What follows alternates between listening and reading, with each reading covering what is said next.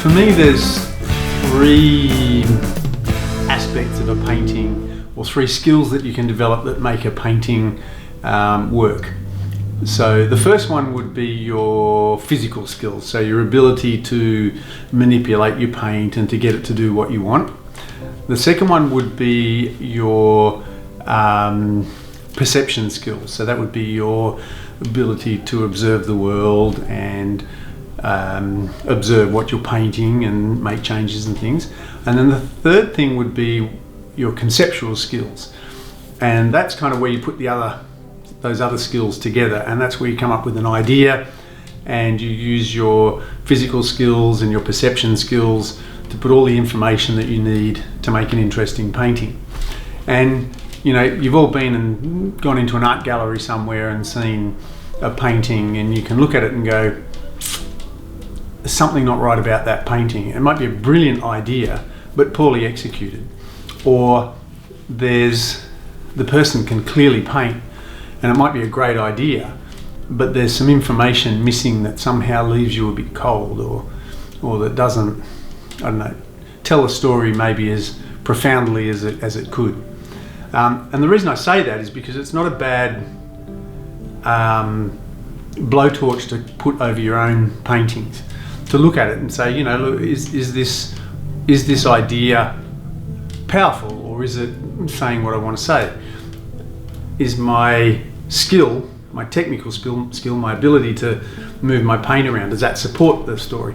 And then my perception skills, have I put enough information in there to make the story kind of work? And for me, that's just, if you can kind of look at a painting through those three things, it makes it a little bit easier to kind of troubleshoot and to find out where your strengths are and where your weaknesses are.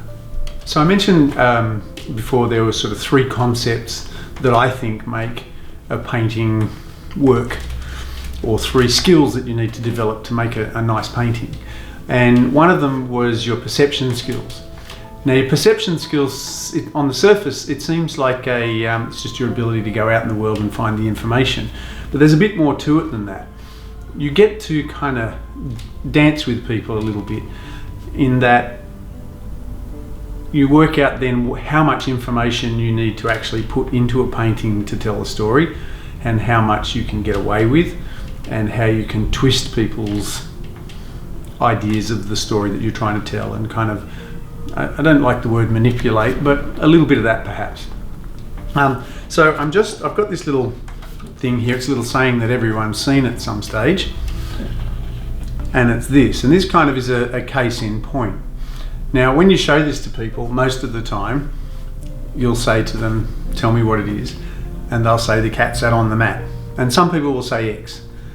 But interestingly enough, most people have seen that 1,000 times, and they assume that they already know what it says. So rather than actually looking at it in any detail, they'll just assume. And that's kind of how we're hardwired, which is useful if you're a painter, because you know that if you just put enough information there, their brains will do the rest. The trap, though, is, as a painter, to not look at the world like that, to look at the world as though it's brand new every time. And so every time you might have seen something similar a million times, but you read every word and you'll see there's two ons there. So our job is to not look at the world in a tired way, or in a way that is where we miss information. But then our job as a painter is to decide how much of that information we can put in and leave out, and how much of it we need to twist or turn to tell the story. Because, for example, with this, I don't have to tell the whole story. I can just say the cat sat on the, and most people's minds will straight away go to mat. So the whole painting process kind of works that way too. A couple of the right lines and the right marks in the right colours, and you have water.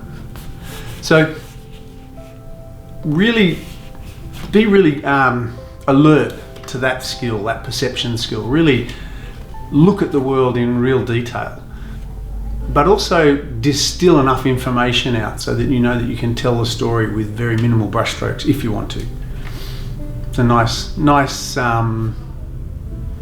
nice way to add layers to your painting. So again, we talked a little bit about the 3 skills that we need to make a sophisticated painting. The physical skills, your perception skills, and your conceptual skills. But we'll talk a little bit about your physical skills now. And your physical skills are your ability to move paint around. But they're more than that. They're your ability to understand the nuance of the paint and your ability to understand what marks a brush will make and when. But then it's practicing with your brush enough so that most of those marks become almost unconscious. You don't actually have to stop and think about them. You know what the brush will do, you know what the paint will do. And then of course there's a whole heap of things you can consider too about the surfaces that you're painting on and how the paint will behave on that and how that will better tell a story. The beautiful thing about your physical skills is the best way to develop them is to paint like a demon. A little bit later on we'll go into the physical skills in a little bit more depth and sort of go into some more theories and some practical applications to help develop those skills and your ability to move your paint around. So when I've got out of the surf long enough to do all of that and go into that in a little bit more detail, we'll put a link right there.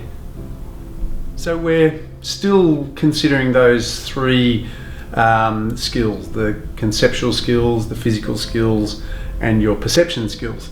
And what we're going to look at a little bit now is your conceptual skills.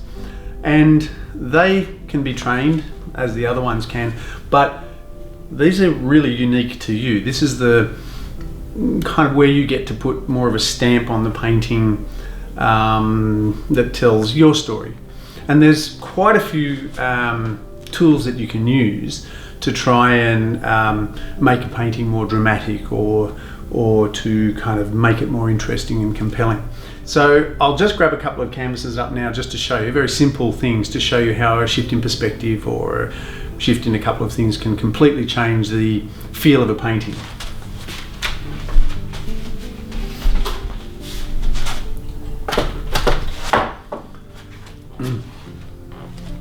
So this painting's not finished, but one of the things here I've used to create a little bit of drama is tone. So I've used these kind of greys and these kind of more somber tones in the background and then started to push up all the turquoises and the brighter colours in the foreground. And that sort of suggests that there's something looming out to sea, but you're still in sunshine. And that's just another little layer to add to a painting. And you can see it might be just a subtle thing, as I said, about, you know, changing the tones and changing the background, making the background darker or whatever, but it changes the focus of the painting. Oops. Again, another piece in progress, but change your perspective. So these, I started doing these a little while ago and now everyone's gone and bought drones, so they're not quite so special. But you can see that by changing the perspective puts a completely different feel on the landscape, and it kind of changes the way it changes the image in a completely different way. It just puts a different sort of aspect on it. I did for an exhibition, I did a piece or a series of pieces of looking at the scene in situ but then doing it again from directly above, and that was a really fun thing. It was 2 different perspectives on the same piece, but again it's that little twist on the concept that makes it a little bit more interesting.